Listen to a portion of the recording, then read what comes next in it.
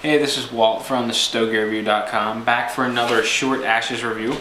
And the cigar was actually a little bit of a surprise to me. It's something I haven't had in a while. It is the 601 Black Label, which is the Connecticut, I believe it's an Ecuadorian Connecticut wrapper that's on this stick. I actually didn't pull any of the information up, which I should probably do.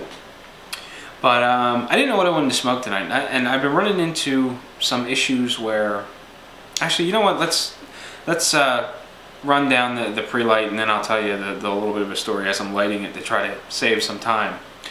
First and foremost, this cigar has a tiny little pigtail cap, as you can see. Fairly simplistic band. The band looks more or less like all of the other 601 bands. There's just some color variation from one to the next. There's a green label, blue label, black label, and I think there's one more in there that I'm forgetting. But this is the Connecticut wrap version, and from what I understand, this one probably does the least sales. From what I hear, a lot of people pick this up, and it's very misleading. They think they're getting a mild cigar with a Connecticut wrapper, and it kind of sneaks up on them and blows their head off. It's much fuller than many people anticipate, at least those that haven't had it yet.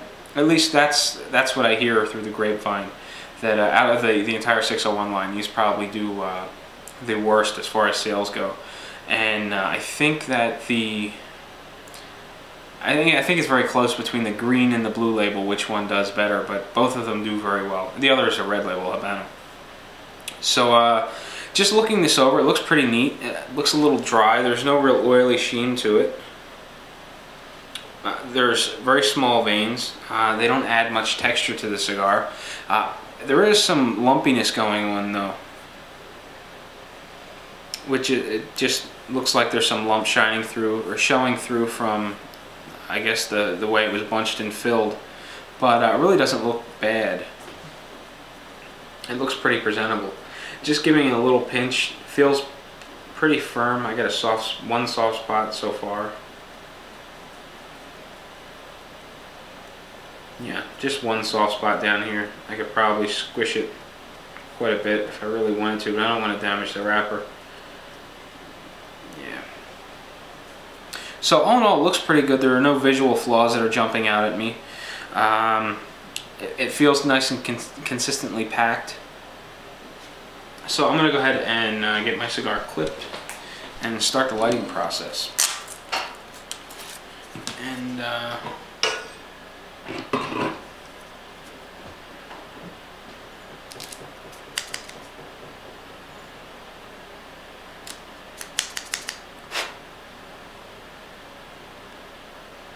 pre-light draw is a little firm, and I'm not getting any cold flavor, so we'll see how it goes when I light it up. So I mentioned I didn't know what I was smoking tonight. I've been running into an issue where I'm sort of painting myself into a corner. I don't do very much buying online anymore.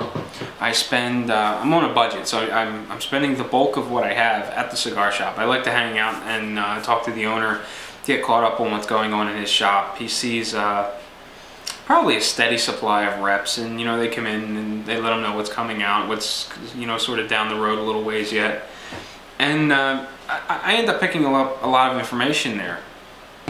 And so rather than just spend the limited supply of funds that I have online, I spend it all locally, and I probably buy 5 or 6 cigars a week. But his supply is fairly limited over at my local shop. So I sort of get into a groove where I keep buying what I like, and I don't get around and sample other things at his humidor because I've had most of it. I've been going there for a couple of years now, and I've probably sampled just about everything that he has in the humidor. Anytime something new comes in, I'm usually right on top of it and trying it. But the latest fad that I've run into lately is over at the shop. Jesus Fuego was in right around the time of Cigar Fest. I think it was right before. And Kurt from Kennington decided he was going to carry the line. He brought in the Delirium, the 777 Maduro, and Brazilian Corojo. And for the last couple of weeks, I've been buying mostly J Fuego Deliriums and 777 Brazilian Corojos. And and I've been pretty happy with it. Now granted, it doesn't leave much room for variation, so lately I've been trying to get away from that trend and try something new, and I'm just wandering and digging around the cooler for God knows how long, half hour a shot, trying to find something interesting to smoke. And I always wind up just picking up that cigar that I bought, you know, the week before. So today I mentioned on Twitter that I wanted someone else to pick my cigar for me, and I just told them, keep making suggestions. First suggestion that I come across, that's what I'll smoke tonight. And there were a handful that popped up, interesting cigars, but some of which I didn't have. And the first one that I saw that I had and came across was the 601 Black Label. So I decided to get a pot of coffee going, light up the 601 Black Label, and do a short ashes review while I was at it. So my cigar's lit.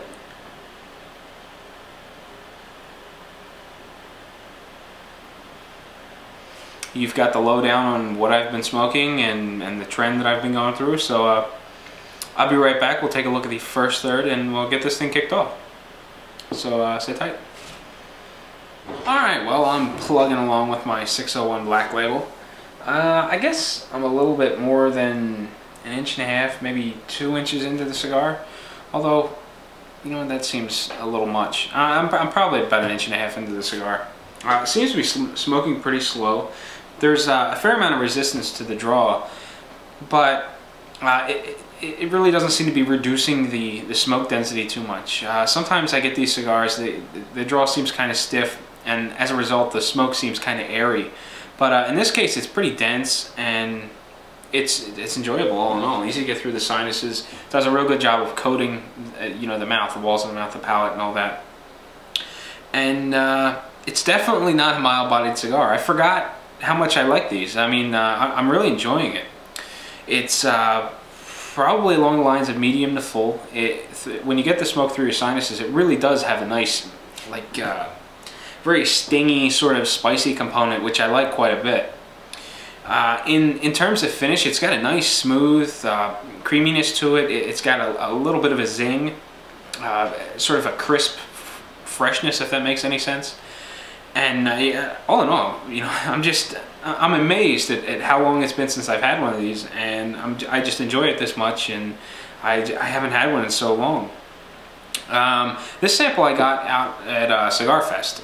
It was one of the ones that the guys at 601 were giving away, and you know, the last one I had was probably a Blue Label, but even that was a little while back.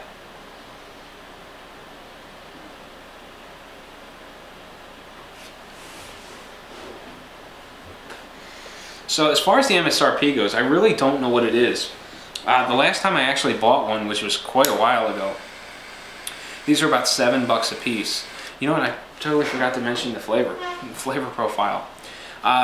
It's got a very solid Nicaraguan zingy tobacco taste to it. It's very dominant. It's also got a very nice spicy component too. You get the spice on the palate through the sinuses. Not quite peppery, but spicy. As that subsides, I'm getting a nice creamy woody-like flavor. All in all, you know, all I'm gonna say is wow. I'm just really enjoying it. I'm pairing this up with coffee. I don't know whether I mentioned that or not, but I'm drinking it with, I'm smoking it with Black Dog Costa Rican coffee. I don't remember which roast it is, but the coffee is very creamy. The cigar is very creamy. They're going very well together, and I don't want to babble on too much. So there you have the first third. I'll be back in probably a few minutes. We'll take a look at the second third, see if I'm still as enthusiastic about the cigar as I am now, and after that we'll take a look at the final third and see how the cigar closes out. So sit tight. Alright, well, I'm back after being a little sidetracked for a little while. I was actually editing the review that I recorded earlier today and goes up on Friday, and just doing a little bit of chatting on Twitter and totally lost track of time, and as a result I'm getting dangerously close to what I consider the final third. So just to do a quick wrap up of what I actually remember of from the second third. The body is still medium to full. It's actually kind of borderline full. I get a nice spicy sensation on the walls of the mouth, especially across the palate. I'm getting a fairly heavy mouth feel, which is what I would consider full-bodied. Got a nice creaminess to it. The finish, it's nice and creamy, but at the same time it's very crisp. And I really don't know what the best way to describe that crisp feeling is, or that crisp sensation. It just comes to mind as being very crisp. In the flavor department, there's been a little bit of change. I'm getting a little bit more pepper as opposed to spice at this point. It's still got a very rich Nicaraguan tobacco flavor that's got that quote-unquote Dale Roush coined Nick zing to it, and it's got a small woody component to it. It's primarily that Nicaraguan tobacco flavor that I've come to really know and love, with some woody tones that sort of linger in and out, or fade in and out after the smoke is expelled from the mouth. It's pretty straightforward, but it's really holding my attention. I'm enjoying it quite a bit.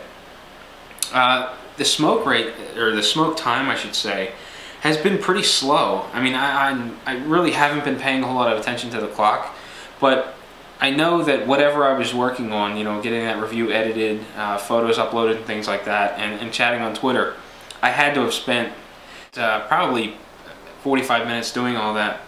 And it's been smoking nice and slow, and you know, I'm getting a good smoke volume out of it. It's nice and dense, nice and flavorful. Just all in all, it's been very enjoyable. And not to sound like a broken record, but you know, I really can't believe it's been so long since I've had one of these things. I really need to keep it in the back of my mind how much I enjoy these, so that I can smoke them a little more often. But so far, it's going really well. So at that point, I'm going to call it quits on the second third, and I'll be back one more time. We'll take a look at the final third. I'll wrap up the review, and I'll let you be on your way. Alright, well, it's about time to wrap up my 601 Black Label, the Connecticut. As you can see, the burn line is a little wavy, but it's well within reason. It's a little thick in spots, but when the ash begins to develop, it seems to insulate the burn, and it straightens out a little bit more, it thins out, and it looks really good overall. The ash is medium gray in color, pretty compacted. I haven't had any flaking or anything like that going on, and to be honest with you, I really haven't been paying attention to the strength of the ash. I mean, when it got to about 3/4 of an inch, I was just knocking it off. I really wasn't trying to see just how long I could make it go before it broke clean. So in that regards, it seemed fairly strong, but again, I really wasn't paying attention to it. The body is, it's probably right on the cusp of being full. It's medium to full, all but full. Nice creamy mouthfeel, easy finish, easy on the palate, that is. Get it through the sinuses. There's a crisp, spicy sort of feel to it. Not overwhelming, and it just seems very smooth, even though it has a spicy component to it. And you sort of get the feeling that your eyes might water if you get a little too much smoke through your nose. It still seems very crisp and clean. The flavor profile hasn't changed up a whole lot. I'm still getting that very rich Nicaraguan tobacco flavor with that zing to it. There's a woody component in there, nice creamy sort of flavor, just really enjoyable, kind of straightforward, but it's smoking very well, and it's managed to keep my attention for the most part throughout this entire review. The burn rate has been pretty slow. Again, you know, I'm not really watching the clock, but it's been about a half an hour since I turned the camera on, and it's burning slow, it's burning cool, and it's providing lots of dense smoke. Very easy to get through the sinuses. It really coats the walls of your mouth and the tongue, the palate, all that good stuff. Just does a really good job of really spreading out the flavor. As far as what I think of these cigars, you know, again, it's been a while since I've actually bought one. It's been probably just as long since I actually smoked one. I think they're about $7, and you know, I really like it. It's a little more than I'm willing to pay for an everyday cigar, or even, you know, the average cigar I buy is probably $5 to $5.50, somewhere around there. But paying that little bit of extra money, you know, I really wouldn't feel cheated on this. You know, I feel pretty satisfied with it. I don't feel like it was really missing anything, and just all in all, I thought it was a very good cigar, and I'm really glad it popped up in that Twitter discussion. I didn't mention it, but Bulldog Rifleman on Twitter suggested this one, so thanks. Just need to touch it up. Been talking a little too much. And I actually just had to sit back down. I had to get up and tend to the dog. This is actually take 2. It's kind of funny. My wife comes in and tells me, the dog's got something out on the porch. You need to go take care of it right away. You know, what could the dog have on the porch? I go out there and he's sitting, tail wagging, head held high with a bird hanging out of his mouth. I don't know how his clumsy self managed to stalk and catch a bird, but he managed to do it. I had to trade him a peanut butter treat for the bird. He wanted to bring it in the house. But, so I had to let the cigar sit. I had to go tend to the bird and dump it in the woods. And you know, just come back in and get to my cigar. It was actually kind of comedic. You know, my wife all upset. And, you know, granted, I understand why she was all upset. I mean, the dog had a bird. They carry disease and things like that. And, you know, of course, the dog's got one hanging out of his mouth. It's kind of startling, but kind of funny nonetheless. So there's a little peek into my personal life at the tail end of this 601 Connecticut review. You know, again, just a quick overview. I think it's a nice creamy cigar. It's got a crisp flavor to it, very rich. Has I mean, I guess rich is the best way to put the flavor profile. In terms of flavor level or flavor strength, I think this is a full flavored, medium to full bodied cigar, and I really can see this as being a little overwhelming, and I can definitely see this as being the least selling cigar in the 601 lineup. As it's been explained to me before, people pick up the cigar thinking it's going to be mild, it's Connecticut wrapped, you know, it's going to be easygoing, and of course it's not. It's easygoing and relaxed and enjoyable and things like that, but it really is quite a step up from your traditional Connecticut wrap cigar. It is much fuller than I would have anticipated, and it was the first time I smoked it. So there you have it. That is the 601 Black Label Ecuadorian Connecticut wrapper. So until next time, happy smoking.